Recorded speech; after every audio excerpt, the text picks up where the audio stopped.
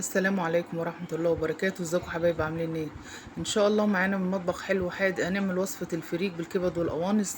وصفة جميلة، ودي اللي بتنفع للحمام والفراخ المحشية بنفس الطريقة. معانا نص كيلو فريك مغسول ومتصفي، معانا نص كبد وقوانص متقطعين مكعبات صغيرة، معانا بصلتين متقطعين مكعبات صغير برضو. معانا في التوابل بتاعتنا توابل بسيطة جدا: مكعبين مرقة دجاج، بهارات فراخ، فلفل اسمر. عاوزين تبدلوا مكعبات مرقة الدجاج بالملح مفيش اي مشاكل. هننزل كده باي مادة دهنية، سواء تحبوا سمنة او زيت، على النار كده في طاسة او في حلة زي ما تحبوا. وهنفضل نقلب في البصلة لحد ما البصلة تبتدي تخش على صفار، ما تبقاش بيضة خالص يا جماعة. ماشي، تبتدي تخش على صفار زي ما حضراتكم شايفين كده. هنقلب فيها زي ما حضراتكم شايفين. اول ما البصل تبتدي تدبل وتخش على صفار، هنبتدي ننزل بالكبد والقوانص. طبعا احنا غسلينها ومصفينها وشايلين منها خالين منها الدهن اللي بيبقى في الظهر ده.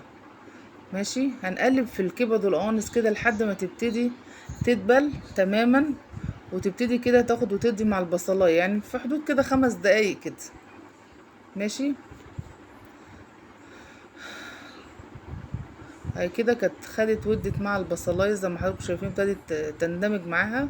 طبعا الفريك ده انا جايباه اسمه الضحى، ده انضف فريك في السوق يا جماعه، والله ولا اعلان ولا حاجه، بس ده فعلا انضف فريك جربته.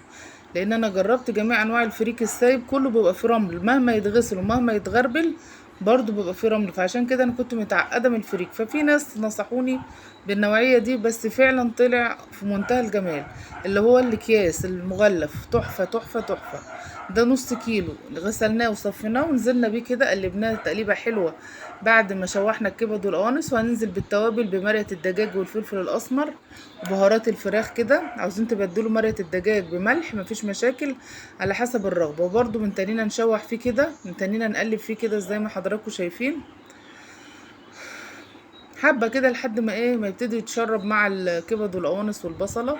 وطبعا احنا كان عندنا شوربه، هنسقيه بشوربه. مفيش شوربه هيبقى ميه عاديه من الحنفيه. وبنظبط الحدق بتاعه كل حاجه، مفهوش اي مشاكل، سهل جدا واكله لذيذه وجميله مفيهاش اي مشاكل. الاكله دي بقى ينفع نحشي منها الحمام بتاعنا، هي دي اللي بتنفع لحشوه الحمام وحشوه الفراخ. وممكن تتعمل كده من غير اي حشوات ولا حاجه، وبيبقى جنبها الفراخ مسلوقه عادي ومتحمره زي ما هنشوف النهارده. كده كانت تشوح الفريك مع الكبد والقوانص والبصلايه. ماشي، ونزلنا بالشوربه كده. طبعا بنسقيه زي الرز لان احنا عاوزينه سوا كامل. لو هنعمله للحمام او للفراخ بيبقى نص سوا، بننزل بنص الشوربه دي. ماشي، مش بنكمل سواه. ماشي، انا كده بشوف الحدق بتاعه تمام قوي، وهنغطيه. واول ما يبتدي يغلي بنوطي عليه زي الرز بالظبط، هيتشرب. وبعد كده تقليبه والتانية وبيستوي، وبعد كده بنقدمه. يا رب لو وصفة الفريك بالكبد والقوانص عجبتكم حبايبي، تدعموني باشتراك وشير ولايك للقناة. كده كان بيغلى اهو، هنبتدي بقى نوطي عليه خالص زي الرز بالظبط. وصفة جميلة وطعمها رائع. وكان محمرين معاها فراخ بلدي كده، معلش في ناس بتحب جزء مسلوق جزء متحمر. واهو بصوا مفلفل وجميل ازاي، تحفة تحفة تحفة. وبألف هنا وشوف على قلوبكم. ويا رب الوصفة تكون عجبكم، ومتنسونوش في لايك واشتراك للقناة. والسلام عليكم ورحمة الله وبركاته.